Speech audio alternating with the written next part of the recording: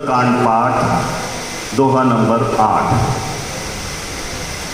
निज पद नयन दिए मन, राम पद कमल ली।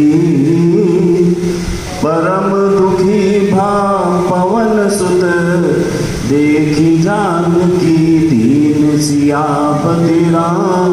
जय जय राम मेरे प्रभु राम, जय जय राम करो कल्याण। राजा राम मंगल भवन मंगल हारी। राम जय सिया राम। रामाद्रपमु दशरथ अजीर बिहारी। राम जय सिया राम। राम तरु पल्लव महु रानुकाई। राम जय सिया राम। राम करहि विचार करो का भाई। राम जय सिया राम। राम तेहि अवसर रावण कह आवन। राम जय सिया राम। राम संग नारी बहु किए बनावा। राम जय सिया राम। राम बहु विखल सीतहि समुझावा। राम जय सिया राम। राम सामदान वेद लिखावा। राम जय सिया राम। राम कह रावण सुनो सुमति सयानी। राम जय सिया राम। राम मंदोदरी आदि सब रानी। राम जय सिया राम। राम तब अनुचरी करहु फल मोरा। राम जय सिया राम। राम एक बार लोक मनोरा। राम जय सिया राम। राम तृण दरी ओट कहती देगी। राम जय सिया राम। राम सुमरि अवधपति परम स्नेही। राम जय सिया राम। राम सुनु दस मुख कटोत प्रकाश। राम जय सिया राम। राम कपहु की नंदनी करहि विकासा। राम जय सिया राम। राम असमन समझु कहती जानकी। राम जय सिया राम। राम खल सुधि नहीं रघुबीर मान की। राम जय सिया राम। राम सठ सूने हरि आनहि मोहि राम जय सिया राम। राम अदम नीलज लाज नहीं तोई राम जय सिया राम। राम मंगल भवन अमंगल हारी राम जय सिया राम। राम प्रभु दशरथ अधीर बिहारी राम जय सिया। आप सुनिख तोत सम राम ही बाण समान। परुष वचन सुनि काढ़ियसी बोला अति सियान। सियापति राम जय जय राम मेरे प्रभु राम जय जय राम। करो कल्याण राजा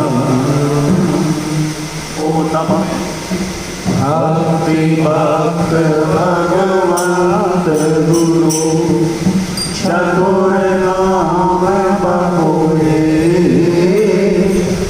जिनकी भगवंतन किए नास विघ्न हरि।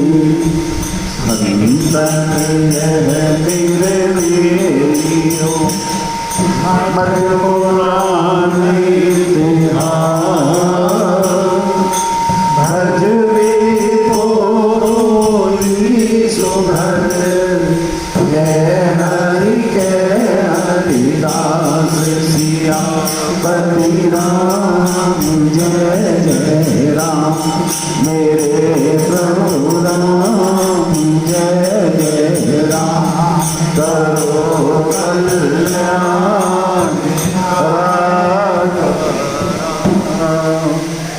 जय सिय सिय सिय प्राण प्रिय सुषमा शील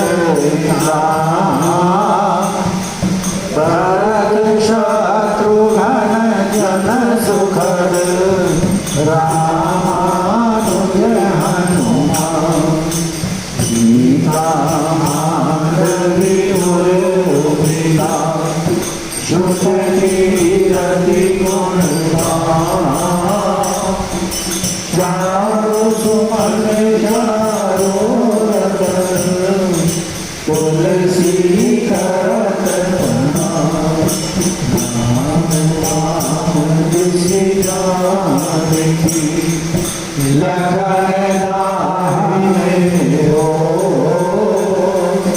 ध्यान सकल कल्याण मणि सुर तुलसी बंदा तुलसी के शरण जिनकी नाम जगता।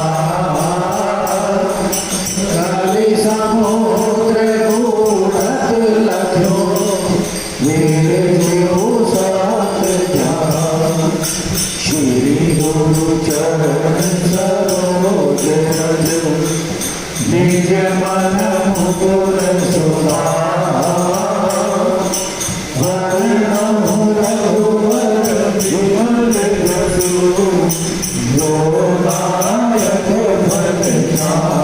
सियापति राम जय जय राम मेरे प्रभु राम जय जय राम। करो कल्याण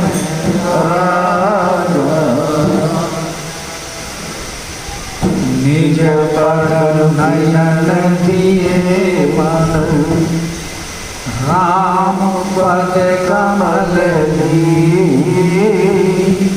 परम दुखी बान सुत देखी जानकी दीन। सियापति राम जय जय राम मेरे प्रभु राम जय जय राम। करो कल्याण राज। परम आदरणीय समुपस्थित मानस प्रेमियों, भगवत चरणारविंद अनुरागियों, सुंदरकांड के अंतर्गत आप प्रसंग सुन रहे हैं। लंका में हनुमान जी जानकी जी का अन्वेषण करते हुए विभीषण जी से मिले हैं। दोनों संतों की आपस में वार्तालाप हुई है।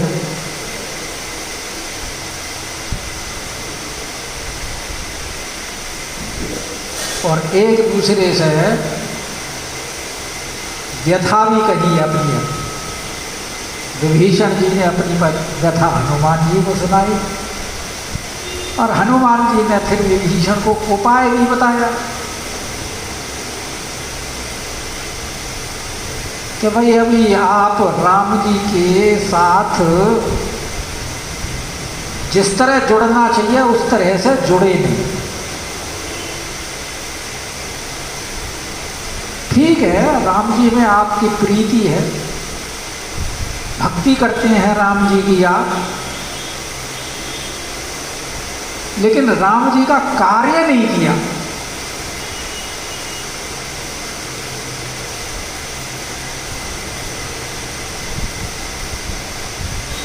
और हनुमान जी से जब प्रेरणा मिली विभीषण जी को,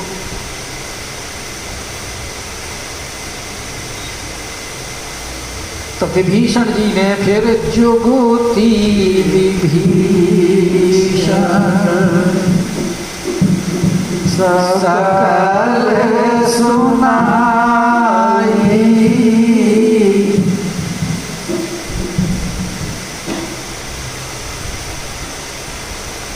कोई जनक सुता की खोज के लिए आए थे, तो जनक सुता कहाँ रहती है, किस प्रकार उनके पास पहुंचा जा सकता है, वो सारी युक्ति विभीषण जी ने हनुमान जी को बताया।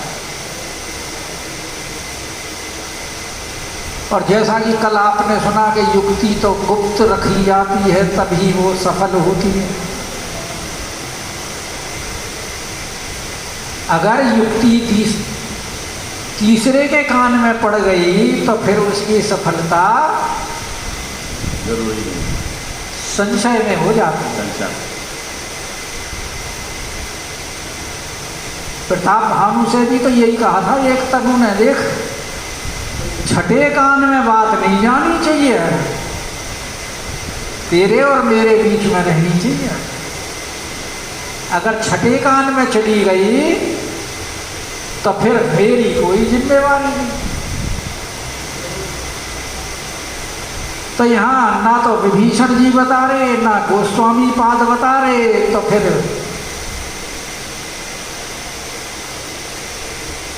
गुप्त है तो गुप्त ही रहने दो, उसे क्यों प्रकट करो। हमने भी सुन के क्यों।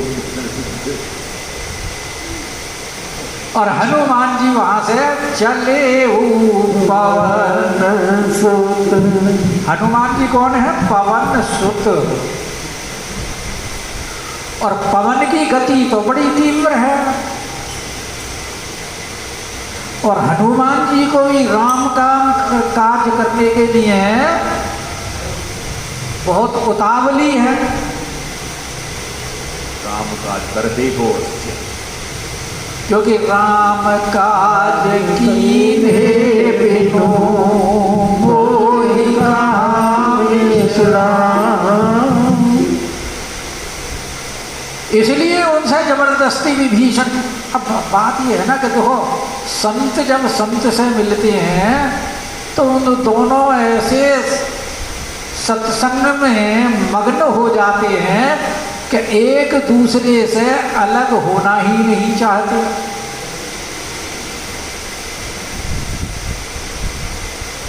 संतों के मिलन में और दुष्टों के मिलन में यही अंतर है। दुष्टों से मिलन होगा तो दुख होगा, तो मिलते एक दारुण दुख दे। दुष्टों के मिलन में दुख है और उनके बिछड़ने में सुख है, लेकिन संतों के मिलने में सुख है और बिछड़ने में दुख है। कि बिछुरत एक प्राण हरेली। इसीलिए छोड़ना नहीं चाह रहे ना हनुमान जी ना विभीषण जी एक दूसरे को, लेकिन जाना भी मजबूरी है। इसलिए चले पवन सुत विदा, जबरदस्ती जा रहे हैं विदा करा करके कि महाराज अब हमें जाने दीजिए।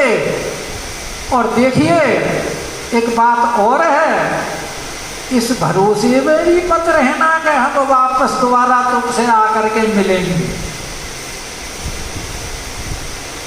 क्योंकि जानकी जी की खोज में जा रहे हैं और वहां पता नहीं आगे कितनी कितनी समस्याओं से सामना करना पड़ेगा और अवसर मिले आने का या नहीं मिले। इसलिए हमें अब आप कृपा करके विदा, इसलिए जबरदस्ती चले पवन सुत विदा, जबरदस्ती जान गए। और करी सोई रूप गय पुनित है वापन अशोक सीता। तो जहाँ जानकी जी रहती थी, अब हनुमान जी को पता तो था जानकी जी कहाँ रहती, क्योंकि संपाति ने भी बता दिया था। वो तो समुद्र के उस पार ही बैठ करके कह रहा था कि मैं देखूं तुम नाई दृष्टि अपार। क्या करूं, बुढ़ा हो गया भाई, दृष्टि तो अपार है। बूढ़ भयऊ नत करतेऊ कछुक सहाय तुम्हार। तो उसने बता ही दिया था। तो हनुमान जी कि कहाँ पहुंचे, पहले तो उन्होंने अपना जो रूप था वो छोटा रूप किया, लघु रूप। जब लंका में प्रवेश किया था ना कि मसक समान रूप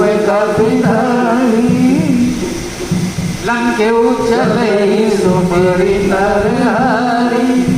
और उसमें भी वहां पकड़े गए लंकनी के बाद। लंकनी पकड़ लिए, कहाँ जा रहा है कि मोर आहार जहाँ लगी चोरा। हालांकि हनुमान जी ने उसको पुरस्कार दे करके और उसकी जो सम्मानित किया अरे सम्मानित ही किया, उसकी जो कलुषित बुद्धि थी उसको दूर वो शुद्ध कर दी। तभी तो कह रहा सम्मानित। और शुद्ध ऐसी कर दी कि हनुमान जी को उपदेश देने लगी। तात स्वर्ग अपवर सुख धैर्य तुलाय तूल नताही सकल मिले जो सुख नव सत्संग। कहा तो चोर बता रही थी और कहा वो उनसे सत्संग कर रही है और उपदेश दे रही है। प्रवेशी नगर की जय सब काजा हृदय राखी कौशल गुण राजा करुण सुधार करई पिताई गोपद सिंधु अनंत सितलाई। तो हनुमान जी अब वही छोटा रूप धारण करके और कहाँ पहुंचे हैं, बने अशोक सीता। जिस वन में अशोक वन में जानकी जी रहती थी वहां हनुमान जी पहुंच गए। वहां हनुमान जी ने देखा जानकी जी वृक्ष के नीचे बैठी हुई है। तो पहले तो उन्होंने देख करके उनको प्रणाम किया। देखी मन ही प्रणाम, क्योंकि वहां पहरा इतना जबरदस्त लगा हुआ है, चारों तरफ निशाचरियां हैं बैठी हुई, इसीलिए प्रत्यक्ष उनको प्रणाम नहीं कर सकते। मन ही मन प्रणाम किया। प्रणाम करना भी जरूरी है, जैसे शंकर भगवान जी ने मन ही मन प्रणाम किया। यह सच्चिदानंद है। क्योंकि अगर भोले बाबा बोले अगर हम जाके प्रणाम करते हैं तो सब जान जाएंगे कि भगवान का अवतार हो गया है, सब राज खुल जाएगा। इसीलिए उन्होंने भी दूर से ही मन प्रणाम किया। और यहाँ हनुमान जी भी का कोई जान ना ले, मेरी पहचान ना हो जाए, क्योंकि जब वो लंकिनी मशक रूप में देख सकती है, पहचान सकती है, हो सकता है यहाँ भी कोई ऐसी बैठी हो लंकिनी जैसी, कोई भरोसा थोड़ा ही है। मेरे डाक सिस्टम है सारा। इसलिए उन्होंने देखी मन ही प्रणाम, और क्या देख रहे हैं कि बैठे ही बीते जाते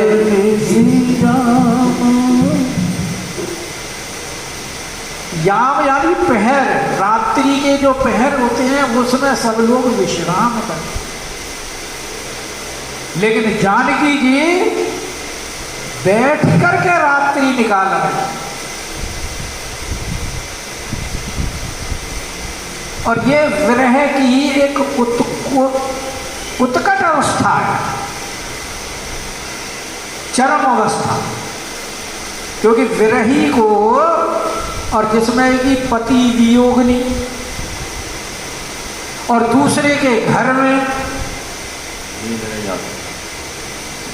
तो वो नींद का प्रश्न ही नहीं उठ रहा। और जानकी जी वहां बैठे बैठे सारी रात्रि निकाल रही हैं, और वियोग में उनके शरीर की क्या अवस्था है, हनुमान जी देख रहे हैं कि शरीर सूख गया है, क्रश। और क्योंकि वियोगी को अपने शरीर के बारे में कोई सुध होती नहीं, इसलिए शरीर के श्रृंगार आदि से कोई तात्पर्य नहीं है, क्योंकि उनका तो चिंतन हमेशा अपने प्रियतम के लिए रहता है, और प्रियतम के चिंतन में ऐसी निमग्न है कि जो बाल हैं उनके, वो बालों की जटा बन गई है। कृष्ण तनुशीस जटा एक बेटी, वरना तो स्त्रियां तो जब चोटी गूंथती हैं तो उनके 3 हिस्से करके और फिर उसकी चोटी बनाती हैं। घने बालों को वो त्रिजटा नहीं कह रहा मैं, वो 3 हिस्से करके बनाती हैं, तो त्रिजटा नहीं है, वो एक ही जटा हो गई है सिर्फ। मेरा नाम तो आप ले रहे, हमको नहीं ले रहे। नहीं, लेकिन हिस्से तो 3 करके उनको गूंथती है आपस में, तभी चोटी बनती है, नहीं तो चोटी खुद है कि नहीं। तो कृष्ण तनुशीस जटाए गबेनी, और जपते रघुपति गुण श्रेणी। और वहां जप कर रही हैं किसका?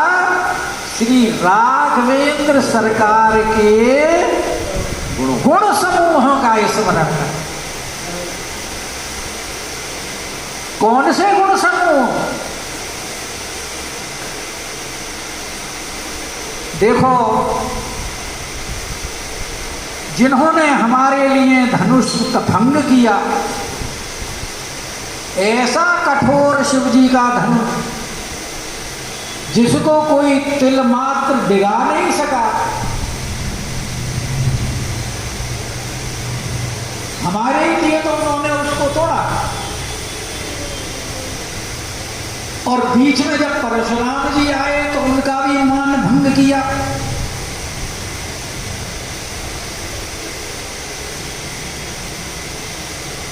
और उसके बाद में जयंत ने देखो थोड़ा सा अपराध किया था।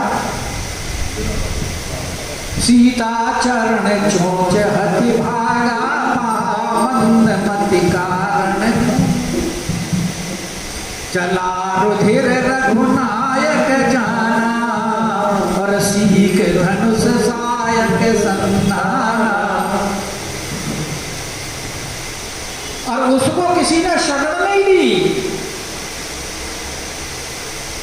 कि भगवान ने देखो हमारे लिए कितना कुछ किया, लेकिन अब हमें ऐसे क्यों भूले बैठे, हमारी सुध तक नहीं लिया अभी तक। तो जपति हृदय रघुपति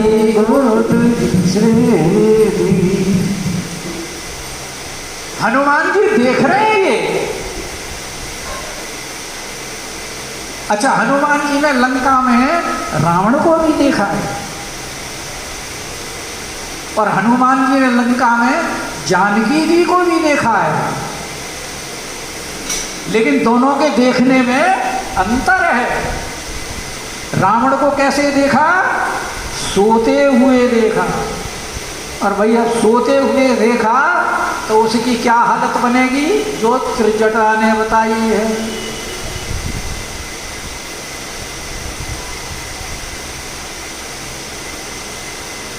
कहाँ गधे पर बैठ करके दक्षिण दिशा की तरफ जा रहा है, सपने बानर लंका जारी, जातु धान सेना सब मारी, खर आरूढ़ नगन दस शीश, खंडित सिर मुंडित सिर खंडित भुज भीषा, एहि विधि सो दक्षिण दिश जाय, लंका मनो विभीषण पाई, नगर फिरी रघुवीर दुहाई। तो वो सोते हुए देखा है तो उसकी स्थिति क्या होगी, और जानकी जी को बैठे हुए देखा है तो जानकी जी क्योंकि भगवान का भजन कर रही है तो किससे मिलेंगी?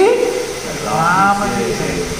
भैया अपने जो क्रम है जो उसको सुधार लो, रावण की तरह रात्रि में ज्यादा देर तक सोया मत करो। रात को सभी 3 बजे उठ जाया करो, भगवान का भजन करो और भजन करो बैठ करके, जैसा जानकी जी भजन कर रही हैं। क्योंकि ऐसा कहते हैं कि रात्रि के अंतिम पहर में भगवान शंकर और पार्वती भ्रमण के लिए निकलते हैं।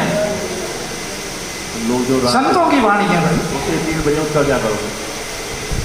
और जिनको सोता हुए देखते हैं उनकी आयु क्षीण कर देते हैं, और जिनको भजन करता हुआ देखते हैं उनकी आयु बढ़ा देते हैं।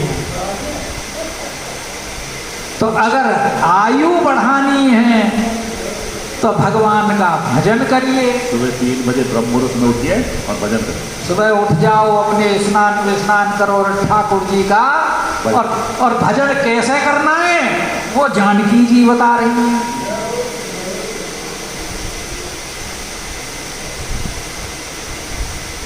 क्या कि निज पद नयन दिए मन, राम पद कमल। मन को कहाँ दे रखा है उन्होंने? राम जी के चरणों। निज पद अपने चरणों में,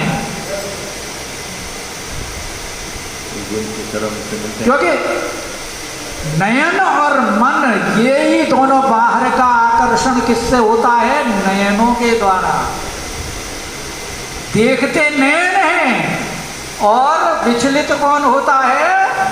मन। और इन दोनों को कंट्रोल करना बहुत जरूरी है। और इसको कंट्रोल करने के लिए निज पद नयन दिए, अपने क्योंकि जानकी जी के और राम जी के चरणों में जो चिन्ह हैं, वो एक है। जो जानकी जी के दाएं चरण में है वही राम जी के बाएं चरण में है, जो राम जी के दाएं चरण में है वो जानकी जी के बाएं। तो अपने चरणों को देख करके और राम जी के चरणों का ध्यान हो रहा है। विधान कर रहे हैं। क्योंकि चरणों के देवता कौन है? विष्णु भगवान।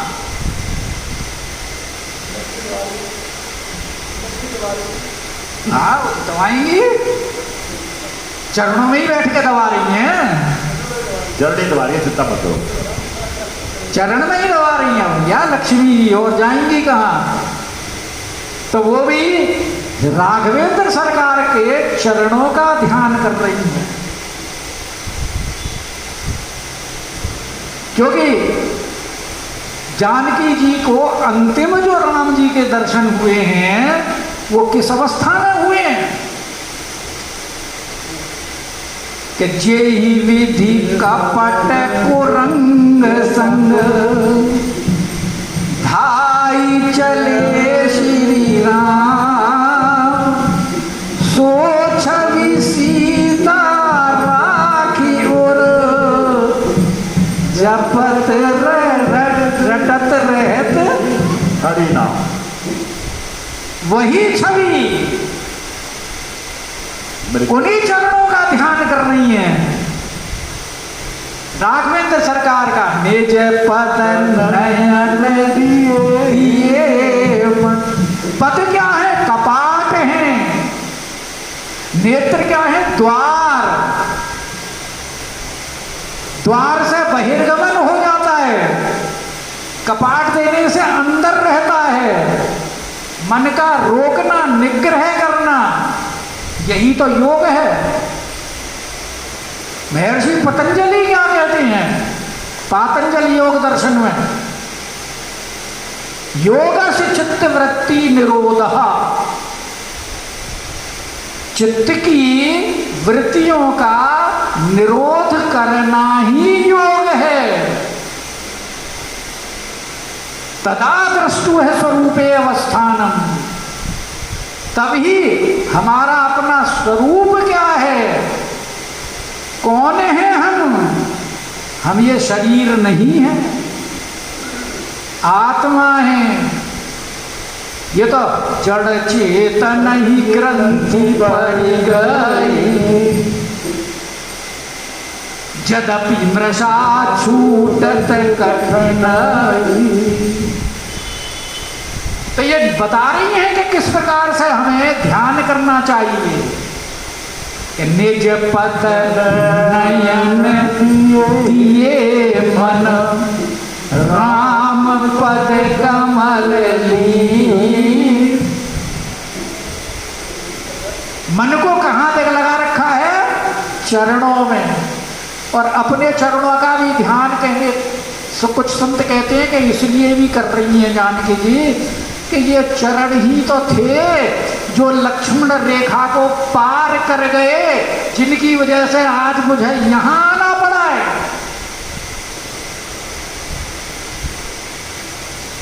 अपने चरणों को धिक्कार रही है। लेकिन इसका अर्थ यही है कि वो राघवेंद्र सरकार के चरणों का ध्यान कर। निज पद नयन दिए मन, राम पद कमल देनी। और परम दुखी भा पवन सुत, देखी जानकी। अब हनुमान जी ने जब जानकी जी की ऐसी अवस्था देखी, शरीर सूखा हुआ है, वेणी बनी हुई है जटाग्नि, और ध्यान मग्न है, दुखी हैं, तो पहले तो हनुमान जी इसलिए दुखी थे कि जानकी जी का पता नहीं लग रहा था।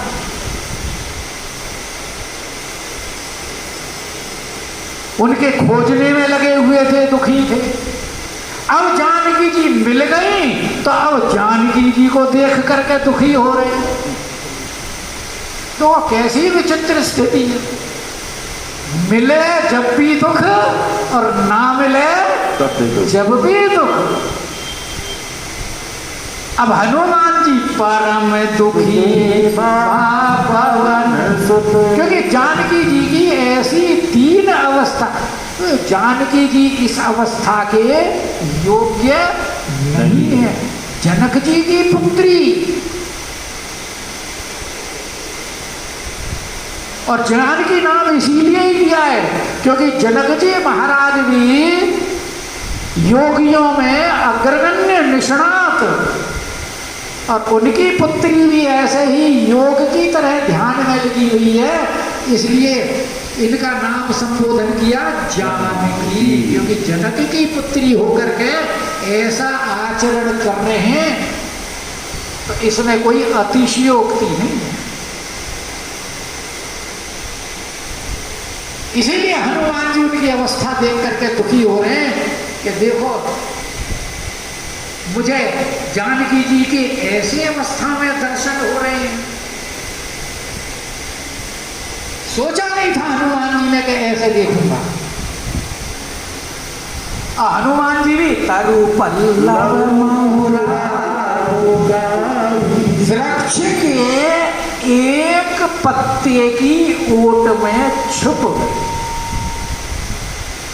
यानी हनुमान जी का इतना छोटा रूप है कि कई पत्तों में छिपने की आवश्यकता नहीं हुई, एक ही पत्ता तरु पल्लव।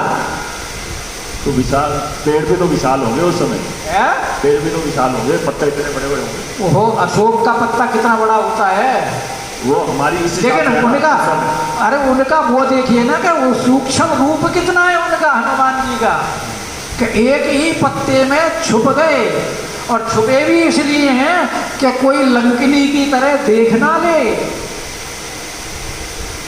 कितना रूप, क्योंकि जानकी जी का तो ध्यान है नहीं किसी को देखने में, उनका तो अपने चरणों में लोचन निज पद जंत्र,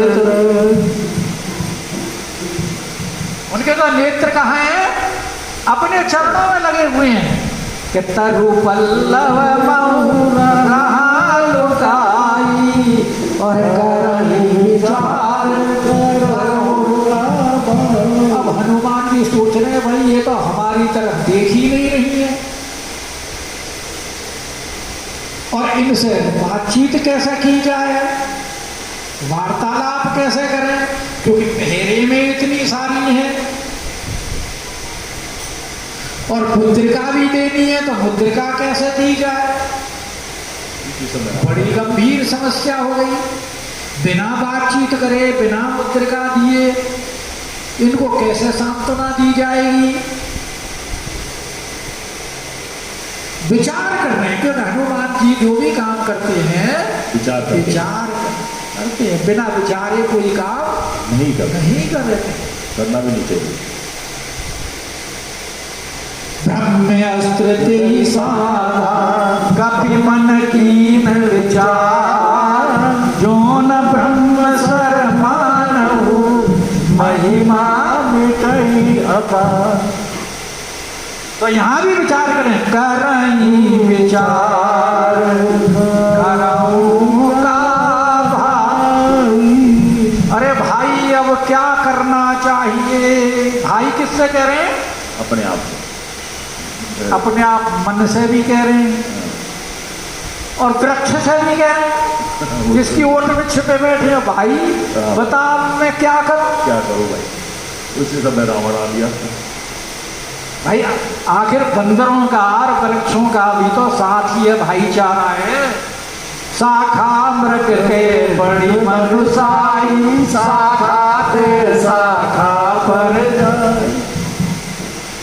पेड़ों तो दोस्ती रहती है। शाखा मृग नाम ही बंदरों का शाखा मृग है, और शाखा में छुपे हुए हैं, तो इसलिए पूछ रहे कि करई विचार करऊं का भाई। और भाई ठाकुर जी के काम के लिए अगर कोई चले तो विघ्न तो आते ही हैं तो ठाकुर जी वैसी व्यवस्था आगे से आगे तैयार करेंगे। हनुमान जी तुम विचार करो, देखो अब व्यवस्था ठाकुर जी कहते ही अवसर अभी हनुमान जी विचार ही कर रहे हैं, इतने में देखा रावण आ रहा। अध्यात्म रामायण में लिखी है कि इधर तो हनुमान जी आए हैं अशोक वाटिका में, उधर रावण को स्वप्न हुआ, ओहो कोई बंदर आया हुआ है अशोक वाटिका में और वो जानकी जी से बात कर रहा है, और तुरंत रावण उठा और वो लेकर के स्त्रियों को चल दिया। तो ये सब किसकी प्रेरणा से हुआ? हरि इच्छा भावी बलवाना, उनकी इच्छा से ही सारे काम होते हैं, क्योंकि राम रजाई शीस सब ही के।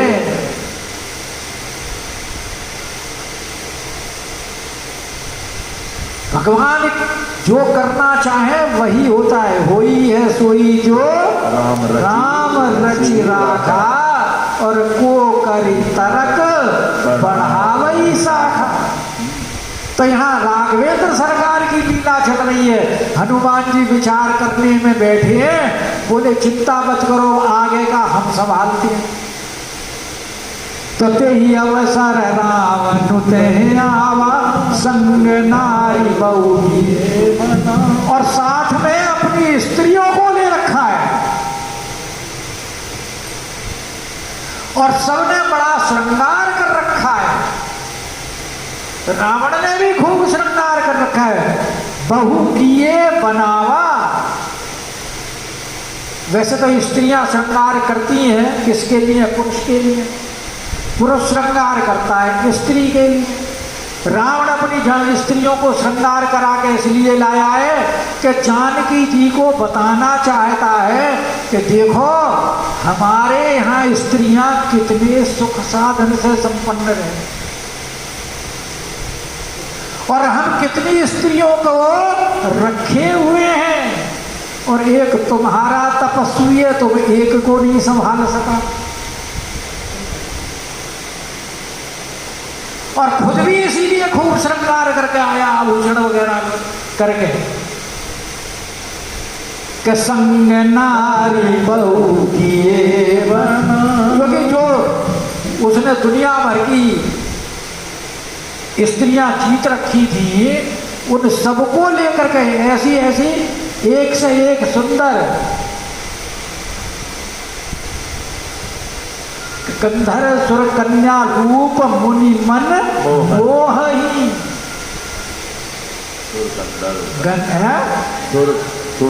कर नाग गंधर्व कन्या रूप मुनि मन मोहि, ऐसी ऐसी वो सारी मौजूद थी उसके साथ।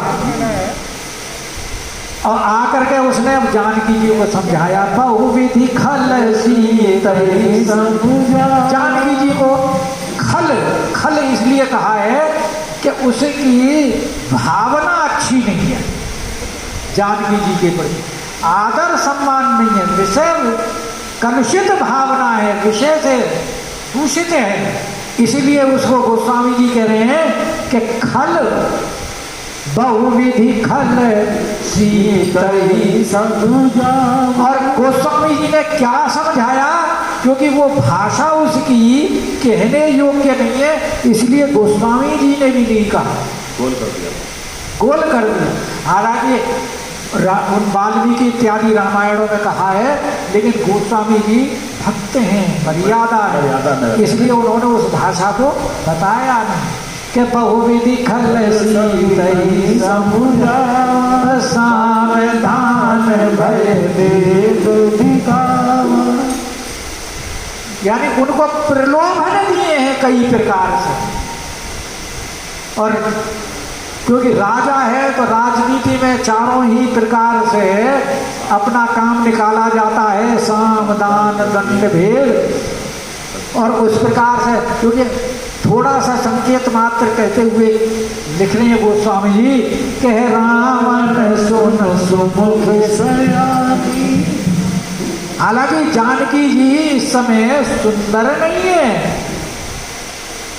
क्योंकि कृष्ण शीश जटा एक, लेकिन फिर भी जो उनका चेहरा चमक रहा है, हालांकि सारा शरीर तो उन्होंने कपड़ों में ढका हुआ है और रावण की तरफ देख भी नहीं रही है, क्योंकि नेत्र तो उनके अपने चरणों में लगे हुए हैं, घुटनों के अंदर सिर लगा रखा है, लेकिन जो थोड़ा बहुत शरीर दिखाई नहीं दे रहा, सिर्फ मुखारबिंद ही दिखाई दे रहा है। इसलिए मुखारबिंद को देख कर ही रावण उनको संबोधित करते हुए कह रहा है कि कह रावण सुन सुमुखी सयानी, कि तुम तो सयानी हो, तुम्हें तो विचार करना चाहिए। अगर तुम मेरे वनवास में आ लोगी तो ये जितनी भी हैं मंदोदरी आदि सब, जितनी मेरे पास ये स्त्रियां हैं, तब अनुचरी करऊं, इन सबको तुम्हारी मैं दासी बना दूंगा। लेकिन दासी कब बनाऊंगा? जब तुम मेरी बात मान करके मुझे स्वीकार कर लो। एक बार मिलो और नहीं तो आप तुम्हें अपनाना तो है ही, क्योंकि उस तापसी को मैंने मारना है, लेकिन फिर मैं तुम्हें रानी नहीं बनाऊंगा, फिर तो इनकी दासी बनना पड़े, क्या पता। इसलिए तुम सयानियों विचार कर लीजिए, और सिर्फ इन सबको दासी कितने मात्र से बना दूंगा कि एक बार बिलो, एक बार कब मेरी तरफ कृपा दृष्टि से देख तो लो। जानकी जी तरण धरी ओट कहते बेरी, उन्होंने एक सीख उठाई और सीख की ओट में अब रावण को उत्तर दे गई, क्योंकि अगर उत्तर नहीं देती है तो मौनम सम्मति लक्षणम, इसका मतलब है कि रावण की बात से वो स्वीकार करती है, जवाब देना भी जरूरी है। और तरण उठाने का तात्पर्य है कि तुझे मैं इस तिनके के समान समझती हूँ, इस तिनके का जो सम्मान मेरी दृष्टि में है, वो तिनके से भी नीचे तेरे को हम मानती हैं और तेरे इस ऐश्वर्य को समझती हैं। कुछ कुछ संत ये कहते हैं कि तरण धरी ओट कहत का तात्पर्य ये है कि तरण जो है जानकी जी पृथ्वी की पुत्री, उनको भाई मान, और तरण भी पृथ्वी से ही उत्पन्न हुआ है, तो बीच में अपने भाई को कर करके फिर वार्तालाप हुआ, क्योंकि सपने आन पुरुष जग नाही, पतिव्रता के लक्षण में अनुसुईया जी ने बताया है। इसलिए स्मरण किसका है? बात वार्तालाप रावण से हो रही है कि सुमेरी अवधपति परम स्नेही, अपने परम स्नेही जो राघवेंद्र सरकार हैं उनका स्मरण करते हुए कह रही हैं।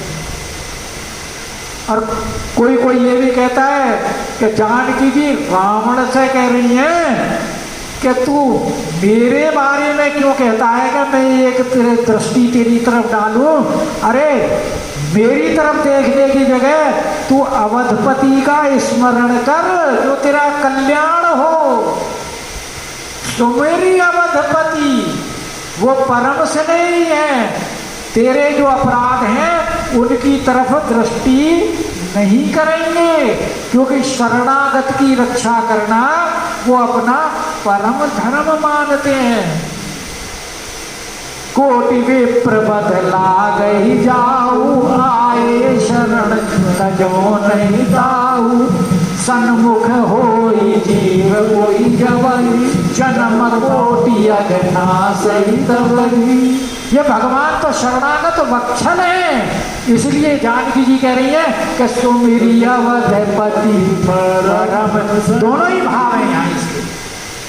एक भाव ये भी है कि जानकी जी उनका स्मरण कर रही है, और दूसरा उसको चेतावनी भी दे रही है कि सुन दस मुख खरजोत प्रकाश, कबहु किनल नहीं करहि विकास। असमन समझू कहते जानकी, खल सती नहीं रघुबीर। कहते अरे रावण, है तो तेरे 10 मुख और 20 कान, लेकिन बुद्धि नाम की चीज तेरे अंदर नहीं। अंधे बधिर नाश कही, नयन कान तब 20। अंगद ने यही तो कहा था रावण को, क्योंकि जैसी तू बात करता है ऐसी तो कोई कहता ही नहीं, जबकि तेरे तो 20 कान है और 10 मुख है। नयन कान 20 नेत्र है और 20 कान है, और तू ऐसी बात करता है। तो यहाँ भी जानकी जी कह रही है कि सुन 10 मुख कबहु किनल नहीं करहि। तू कह रहा है कि मेरी तरफ एक बार देखो। अरे क्या नलिनी जो कमलनी जो होती है, वो क्या जुगनू के प्रकाश में खिलती है क्या कभी? वो तो सूर्य के प्रकाश में ही खिलती है। क्या वो कभी खिलेगी एक जुगनू के? तू तो जुगनू है राघवेंद्र सरकार के सामने। यहाँ जानकी जी कमलनी है, रावण जुगनू है, और राघवेंद्र सरकार सूर्य है। कि अस मन समझू जानकी। जो तू अपने मन में समझ, तू अपने आप को बहुत योद्धा समझता है,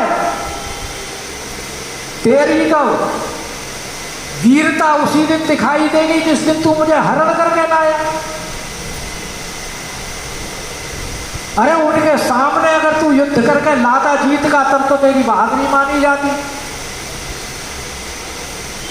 उनकी डर की वजह से तो तू चोरों की तरह, कुत्ते की तरह ये तो चितव चला भड़ियाई, स्वान की नाई। इतना डर कि उनके पीछे भी तेरे को डर लग रहा था। यहां आकर के तेने लंका में ला करके और अपनी बड़ाई मान ली कि मैं युद्ध में जीत करके लाया हूं।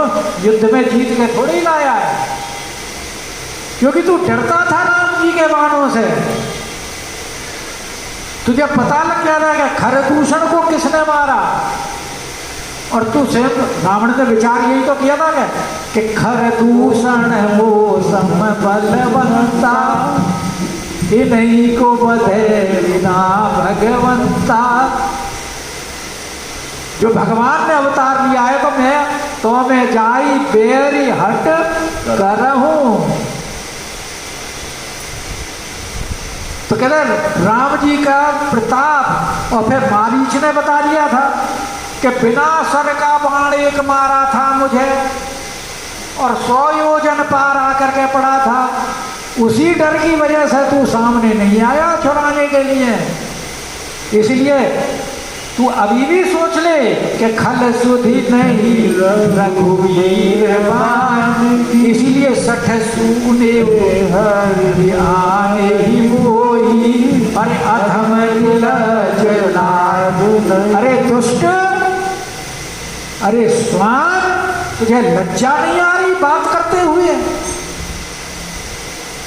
अब रावण को जो जानकी जी ने इस प्रकार कठोर शब्द कहे कि आप ही सुनि खरदोत सम, राम ही भानु समान, परुष वचन सुनि काढ़ियसी, बोला अति खिसियान जय